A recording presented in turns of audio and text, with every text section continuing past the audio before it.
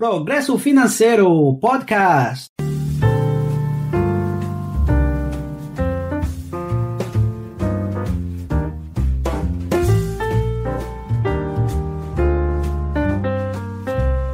Vamos mergulhar hoje numa fábula financeira que é, olha, fascinante. Ovos de ouro. A gente vai destrinchar aqui as ideias centrais que, sério, podem mudar completamente a forma como a gente enxerga o dinheiro. Então bora lá, vamos ao que interessa. Olha que curioso, o livro já abre assim, direto e reto, com uma única palavra, mas que palavra? Dinheiro. É uma forma de já colocar a gente de cara com um assunto que para muita gente ainda é um baita tabu. É só falar essa palavra que parece que o clima pesa, né? Impressionante.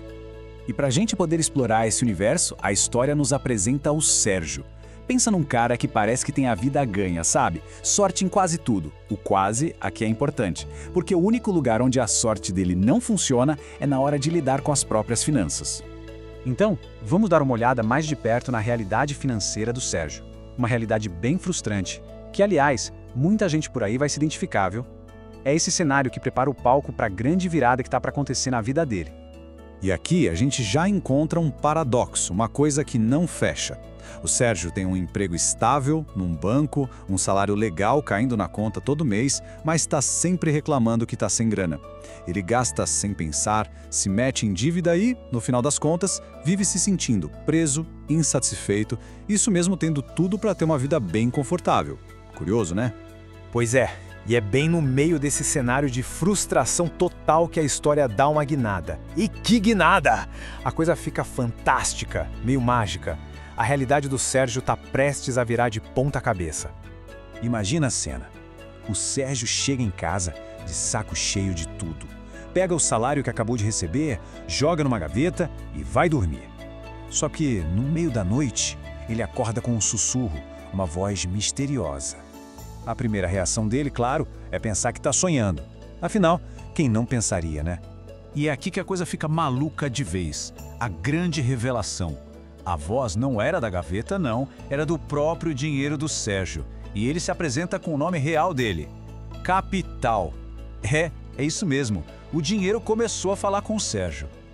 Então, o Capital explica o motivo da visita. Ele diz que veio falar com o Sérgio porque não aguentava mais ver a angústia dele. E aí ele propõe um acordo, quase um desafio. Se o Sérgio conseguir passar uma semana inteira com ele, sem sair gastando tudo de uma vez, ele vai aprender a verdade sobre a relação dos dois e, mais importante, como mudar essa relação para sempre. Bom, a partir desse momento, as lições começam a aparecer. E a principal delas vem de uma analogia que é super simples, mas ao mesmo tempo muito, muito profunda. Uma analogia que pode redefinir completamente o jeito de pensar sobre riqueza. Para explicar, o Capital usa aquela metáfora clássica, sabe? A da galinha que bota ovos de ouro. A ideia é simples. A galinha é a nossa fonte de renda, o nosso salário. E o jeito que a gente lida com esses ovos de ouro, bom, é isso que vai definir nosso futuro financeiro. E aqui a diferença entre as duas mentalidades fica gritante. De um lado tem o gastador irresponsável. Esse aí vende os ovos por qualquer trocado, gasta tudo por impulso e pior, chega a se endividar contando com os ovos que a galinha ainda nem botou. Agora do outro lado está o investidor inteligente. O que ele faz? Primeiro ele estuda a galinha, calcula, planeja, ele pensa lá na frente. É basicamente a diferença entre viver apagando incêndio e construir uma vida próspera. E o pulo do gato tá aqui, olha só, nas perguntas. O investidor inteligente, ele não sai agindo no escuro, ele faz as perguntas certas. Ele quer saber os números, ele define para onde o dinheiro vai e olha como é completo, né? Cobre desde as necessidades básicas, passando pelos desejos, até chegar nos investimentos para não depender da galinha para sempre. E sobra até um espacinho para generosidade. Ok, mas a conversa fica ainda mais profunda. A proposta aqui vai além de só organizar as contas. É sobre mudar a natureza da nossa relação com o dinheiro. O que o Capital propõe é uma mudança radical de mentalidade. É para a gente parar de ver o dinheiro como um escravo que a gente manda, ou pior, um mestre que manda na gente.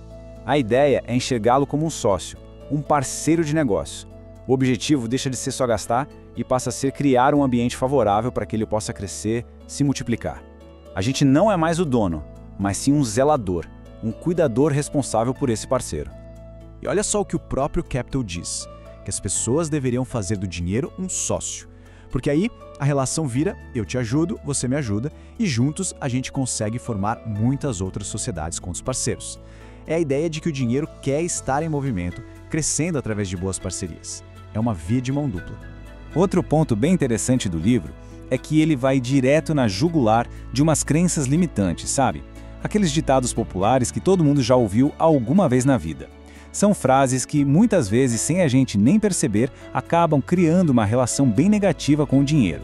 É como se a gente fosse programado para manter o dinheiro longe. E aí, para cada um desses ditados, o Capital vem e traz uma contrapartida, uma nova perspectiva. A ideia não é dizer que dinheiro é a única coisa que importa. Longe disso. Mas é colocar as coisas no seu devido lugar, enxergar o dinheiro como ele é, uma ferramenta super poderosa que, se for bem usada, pode sim resolver problemas, pode gerar bem-estar e pode até ajudar a fazer mais bem no mundo. Beleza. Depois de toda essa jornada, qual que é o objetivo final? O livro deixa claro que não é só sobre pagar as contas, sobre sobreviver. O objetivo é alcançar um estado de prosperidade de verdade. E aqui tem um conceito muito legal. O livro sugere que a gente troque a ideia de independência financeira por afluência financeira. Por quê? Porque independência pode dar uma ideia de algo parado, estático, né? Já a afluência soa como fluxo, como movimento, como crescimento contínuo. A meta é criar um verdadeiro ecossistema onde o capital se sinta à vontade para morar e se multiplicar. E o nosso amigo Sérgio? Bom, ele absorve tudo isso. Ele aplica as lições, vira a chave na cabeça e a vida dele se transforma. Aquele cara estressado com dinheiro some e no lugar dele aparece um gestor sábio que não só cuida bem dos seus recursos, como também começa a compartilhar o que aprendeu para ajudar outras pessoas. E a resposta que ele dava quando perguntavam de onde vinha toda aquela sabedoria financeira era simplesmente genial. Ele dizia com bom humor: um tempo atrás eu briguei com meu dinheiro, mas ele insistiu em ser meu amigo. Uma forma perfeita e poética de resumir essa jornada toda, né? Saiu do conflito para uma parceria de verdade. E a gente termina com essa reflexão no ar.